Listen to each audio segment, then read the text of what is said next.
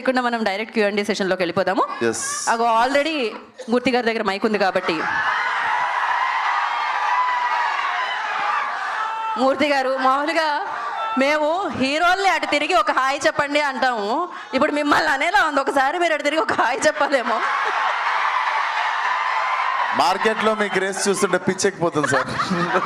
సరే, ఇది out of the syllabus అండి. ఒకసారి హాయ్ చెప్పండి సార్. ఒకసారి నిల్చొని చెప్పండి సార్. ఒకసారి నిల్చొని చెప్పండి. చాలు, ఇవాళకి చాలు. సాధారణంగా స్టేజ్ మీదకి వచ్చినప్పుడు ఎవరెవరి మధ్య ఎలాంటి కెమిస్ట్రీ ఉందన్నది కొంచెం బయటపడుతూ ఉంటుంది సార్. స్టేజ్ మీదకి అందరూ వచ్చినప్పుడు ఎవరెవరి మధ్య ఎలాంటి కెమిస్ట్రీ ఉందన్నది బయటపడుతూ ఉంటుంది. ఓకే. సాహు గారు వచ్చారు, కూర్చున్నారు. డైరెక్టర్ గారు వచ్చారు, కనీసం ఈయన పలకరించలా, ఆయన పలకరించలా.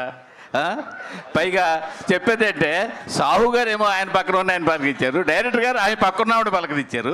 అంటే వీళ్ళిద్దరికి మధ్యలో ఏదో నడుస్తారు. కలిసే కూర్చున్నాం సార్. అంటే మిమ్మల్ని పలకరించలేదని మీ బాధ ఉన్నట్టుంది.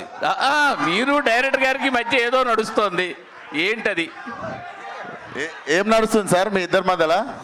ఏంటి, బడ్జెట్ ఏమైనా పెరిగిందా? ఏం లేదండి, లైలా సినిమా నడుస్తుంది మా ఇద్దరి మధ్య, అంతే. మీరు ఎంత కాదన్నా తెలిసిపోతుంది. సార్ 15 నిమిషాలుగా పైన కూర్చొని మాట్లాడుకుని నవ్వుకుని వచ్చాం సార్ కిందకి. అదేమి లేదు.